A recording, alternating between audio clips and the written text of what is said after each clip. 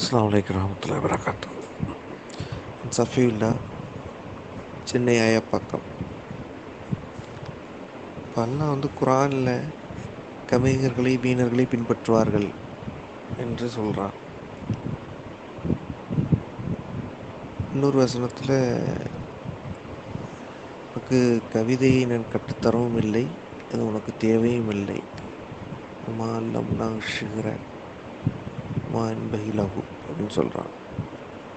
இவ்வாறு இருக்கும்போது ரசூல்லா எப்படி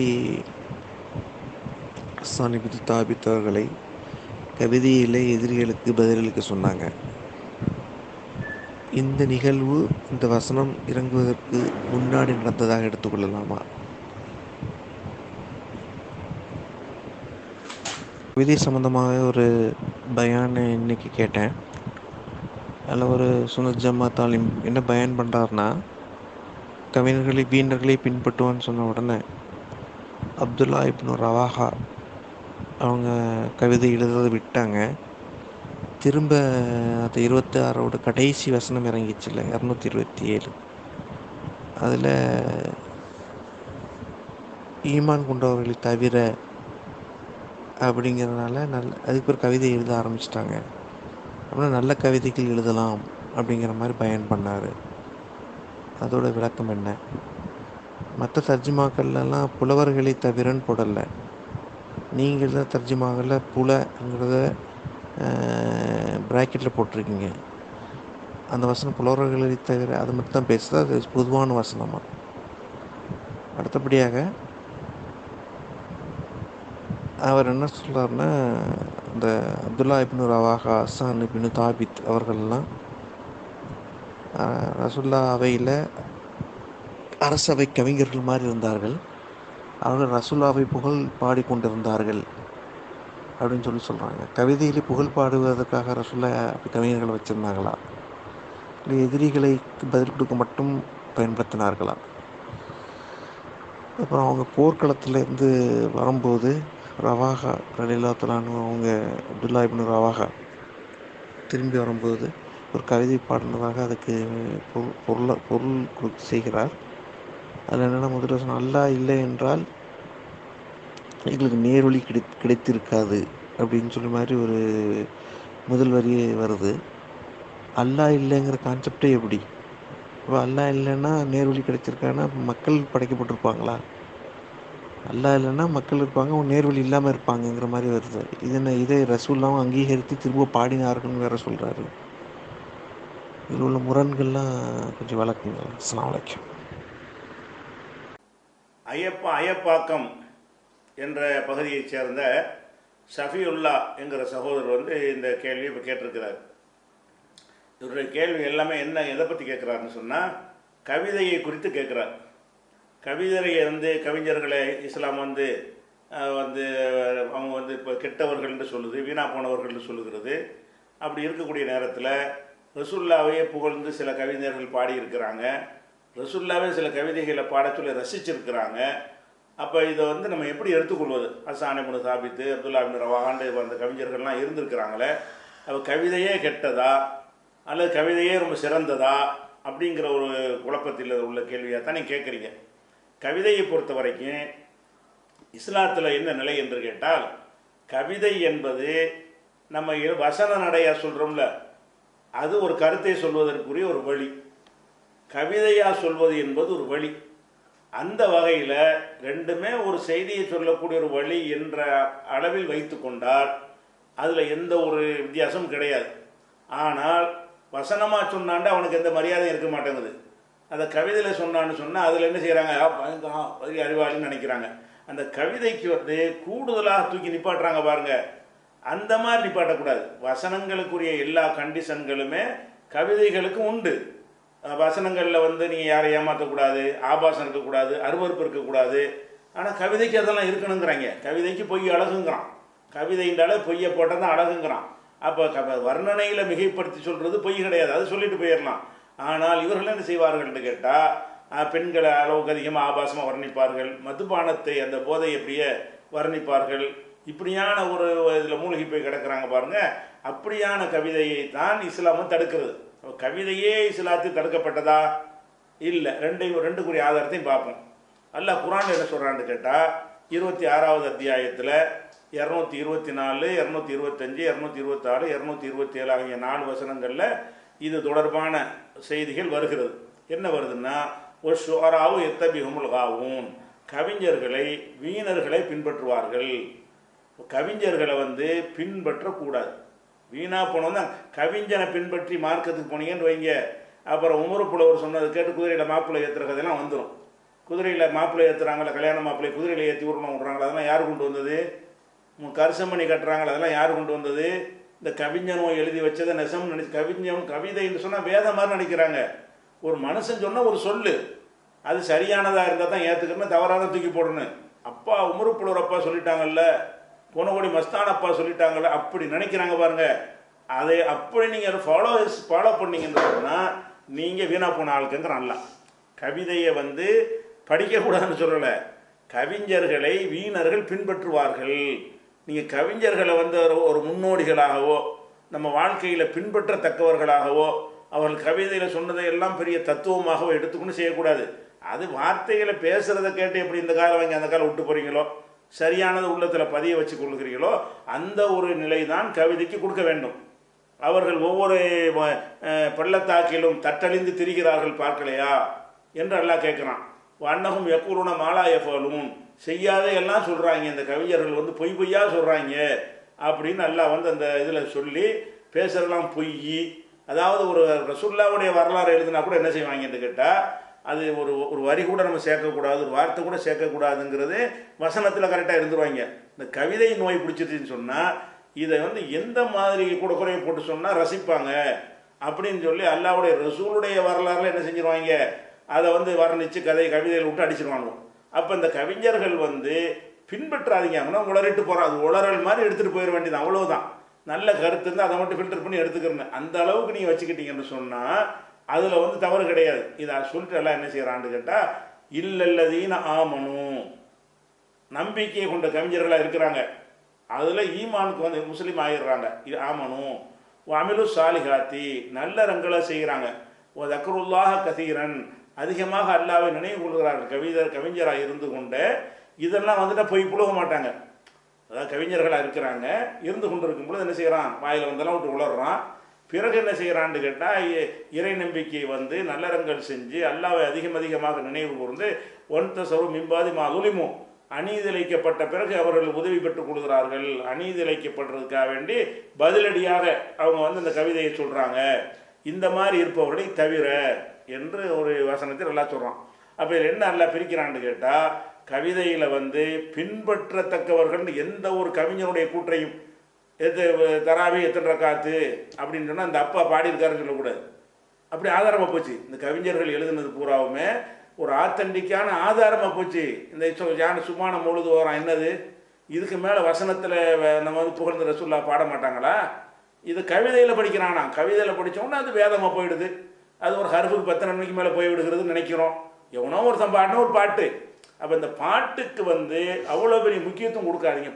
வசனமாக சொன்னாலாச்சும் எல்லாருக்கும் புரியும், பாட்டில் சொன்னால் எல்லாருக்கும் கூட புரியாது. என்னமோ திறமையை காட்டுறதுக்கு என்ன எழுதிட்டு போயிருப்பாங்க. இப்படிங்கிறது இந்த கவிஞர்களை பற்றின ஒரு நிலைமையை கவிஞர்கள்ன்ற அத்தியாயத்தில் எல்லாம் என்ன செய்யறான் சொல்லி காட்டுறான். அதே நேரத்தில் ரசூல் ஸல்லல்லாஹு என்ன செய்கிறாங்கன்னு கேட்டால், இந்த கவிதையை கண்டித்த மாதிரியெல்லாம் சில வரும். எப்படி வரும்னு கேட்டால், அதாவது ஒருவனுடைய வயிற்றில் குடலில் சீல் நிரம்பி இருக்குது, சீல் வைக்கும்ல சலம், அது நிரம்பி இருக்கிறது. இது வயிற்றில் கவிதை நிரம்புவதை விட சிறந்தது. ஒரு கவிதையாக முழுங்கி திங்கிறான், அதை விட அது சீல் நிறைஞ்சிருக்கலாம். அப்போ கவிதை இப்படி நிரம்புற அளவு கள்ளி போட்டுறக்கூடாது. கவிதைங்கிற அப்படி தொட்டுக்க மாதிரி வச்சுக்கணுமே தவிர கவிதையே சோறாக்கிடக்கூடாது. ஒரு ஊர்கா மாதிரி வச்சுக்கலாம். ரசூலுல்லாஹ் என்ன சொல்கிறாங்கன்னு கேட்டால், ஒருத்தனுடைய உள்ளத்தில் வயிற்றுக்குள்ளே சீல் சலம் குடிகொண்டிருப்பதை நிரம்பி இருப்பதை விட கவிதை நிரம்பி இருப்பதை விட சீல் சலம் நிரம்பி இருப்பது சிறந்தது. இது ரசூல் ஸல்லல்லாஹு அலைஹி சொன்னதாக புகாரியில் 6154வது ஹதீஸில் இருக்கிறது. அப்போ இந்த மாதிரி தான் கவிதைக்கு நிலை வச்சுருக்காங்கன்னா எதுக்கு, அதையே திங்கிறது. வயிறு பூரா கவிதை கவிதை கவிதை, அது பைத்தியம் முடிச்ச மாதிரி அலைகிறது. அந்த கவிதையை அந்த மாதிரி சாதாரணமாக பேசுனா கேட்க மாட்டானுவா. இப்படி கவிதையில் பேசும்போது எதுக்கு மூணு அடுக்கு மூணு சடுக்கு மூணு அப்படி சொல்கிறோம்ல, இந்த மாதிரி வார்த்தை ஜாலம் வந்தவுடனே அதில் மயங்கி போகக்கூடிய நிலைமையில் சொல்கிறாங்க பாருங்கள். இந்த ஒரு பைத்தியம் வந்துடக்கூடாது. கவிஞனை ஒரு எழுத்தாளனுடைய அந்தஸ்தில் நீங்கள் வச்சா போதும். கவிஞன் என்பதற்கு நீங்கள் கூட கொடுக்குறீங்க. எந்த அளவுக்கு கொடுக்குறீங்க? அவன் சொன்னதெல்லாம் பெரிய வாழ்க்கை பிரச்சனை தீர்வு காண்றவர் மாதிரி நினைக்கிறீங்க. ஒரு கவிதை எழுதுறவனுக்கு அந்த தீர்வுக்குரிய எந்த ஒரு அறிவும் அவனுக்கு கிடையாது. எல்லாம் கற்பனையில் என்னத்தையா உளரக்கூடியவன், தீர்வுனையும் உளரத்தான் செய்வானுவோ. அந்த மாதிரி போவதைத்தான் இஸ்லாம் தடுக்குது. அதனால தான் ரசூல் ஸல்லல்லாஹு அலைஹி வஸல்லம் அவங்களே கூட நினைஞ்சிருக்கிறாங்கன்னு கேட்டால், சில கவிதைகளை இந்த அர்த்தம் தான் கொடுக்கணும் என்பதற்கு ஆதாரம் என்னன்னு கேட்டால், ரசூல் ஸல்லல்லாஹு அலைஹி வஸல்லம் அவர்களே சில கவிதைகளை நினைஞ்சிருக்கிறாங்க, கேட்டு ரசிச்சிருக்கிறாங்க. ரசூலுல்லாஹ் கவிதை பாடலை. ஏன்னு கேட்டால், அல்லாஹ் குர்ஆன்ல இல்லைன்ட்டு அவன் அல்லம்னா ஷிஅர, இவருக்கு நம்ம கவிதையை கற்றுக் கொடுக்கவில்லை. ஒமா எம்பகை லஹு, அவருக்கு தேவையும் இல்லை அப்படின்னு நல்லா சொல்கிறான். ரசூல் ஸல்லல்லாஹு அலைஹி வஸல்லத்துக்கு கவிதையை நான் கற்றுத்தரவில்லை. அவருக்கு எப்படி எழுத படிக்க தெரியாதோ அந்த மாதிரி கவிதையும் தெரியாது. ஆனால் ரசூல் ஸல்லல்லாஹு அலைஹி வஸல்லமுடைய சில வாசகங்கள், சில பேச்சுக்களை பார்க்கும்போது கவிதை மாதிரி தெரியும். அதை வச்சுக்கிட்டு ரசூலுல்லாஹ் கவிதை பாடினாருன்னா சொல்லக்கூடாது. எப்படிலாம் தெரியும்? அப்படி கேட்குறாங்க. லவ்லா அந்த மகுத்ததைனா, இறைவா நீ இல்லாட்டி நாங்கள் நேர்வழி பெற்றிருக்க மாட்டோம். நீ இல்லாட்டி என்றால் நீ நேர்வழி காட்டாவிட்டான்னு அர்த்தம். அதே ஒரு கேள்வியாக கேட்டிருக்காரு அவர். நீ இல்லாட்டின்னு சரியான வார்த்தை இல்லைன்னு. அது சரியான வார்த்தை தான். நீ இல்லாவிட்டான்னு அர்த்தம். நீ எனக்கு உதவி செய்யாவிட்டால், நீ எனக்கு நேர்வழி காட்டாவிட்டால் நாங்கள் நேர்வழி காட்ட மாட்டோம், நேர்வழி பெற மாட்டோம். உலாத்த சத்தக்னா உலா சல்லைனா, நாங்கள் தான தர்மம் செய்ய மாட்டோம், தொழுதிருக்க மாட்டோம். பஞ்சிலன் சக்கீனத்தன் அலைனா, எங்கள் மீது ஒரு அமைதி இறக்கி வைப்பாயாக. ஒரு சப்பித்தில் அக்கதாம லாக்கைனா, எதிரிகளை சந்திக்கும் பொழுது எங்களுடைய பாதங்களை உறுதிப்படுத்தி வைப்பாயாக. இன்னல் உலா கது பகோ அலைனா, அவர்கள் எங்கள் மீது வரம்பு மீறிவிட்டார்கள்.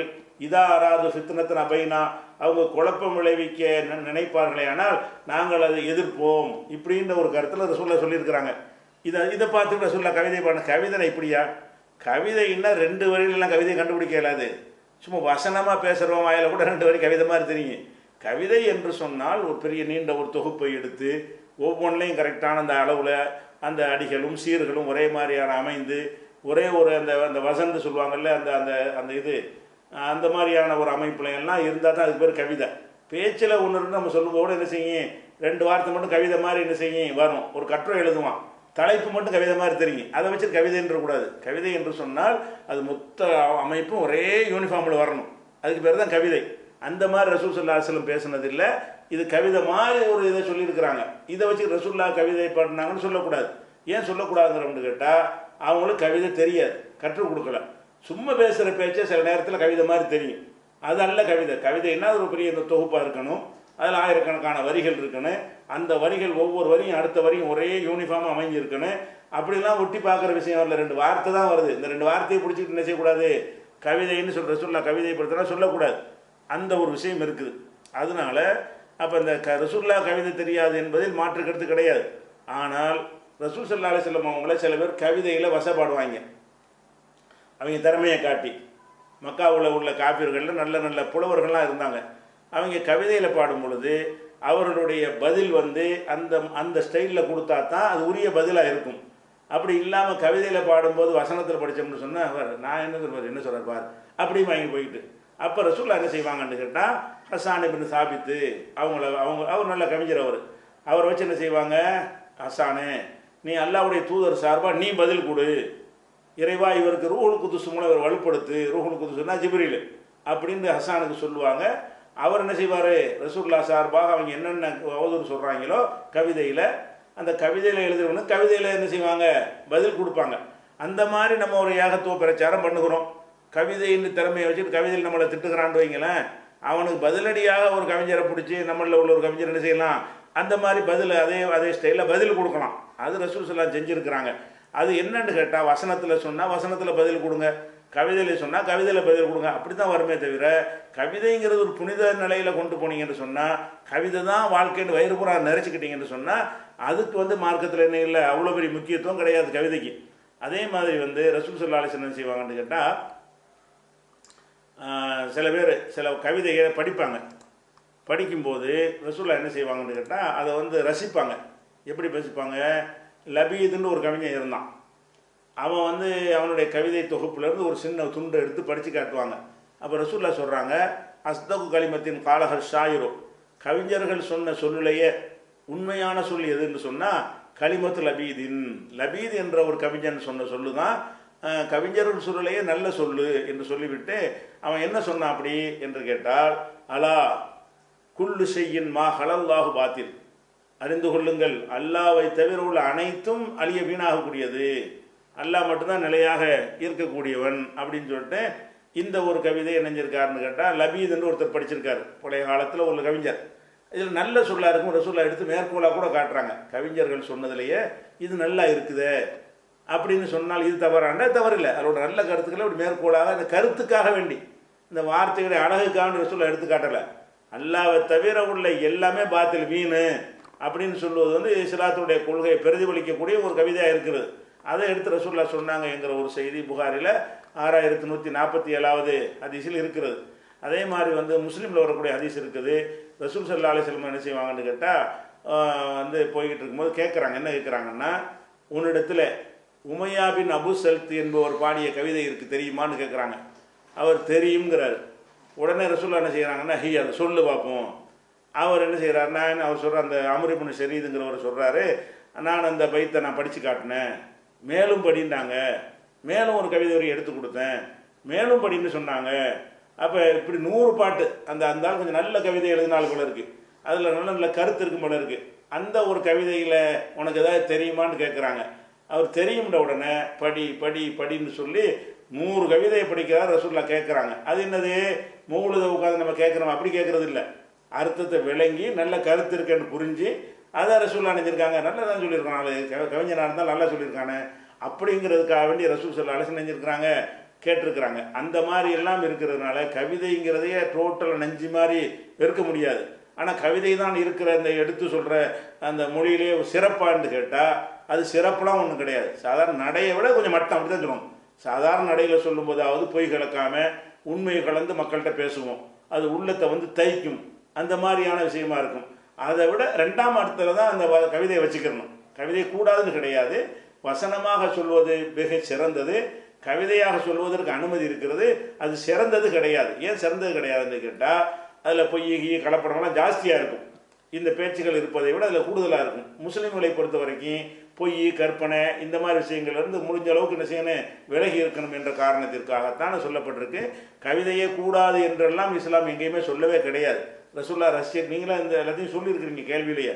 ரசூல்லா ரசித்தது உண்மை, அதை கண்டித்தது உண்மை தானே.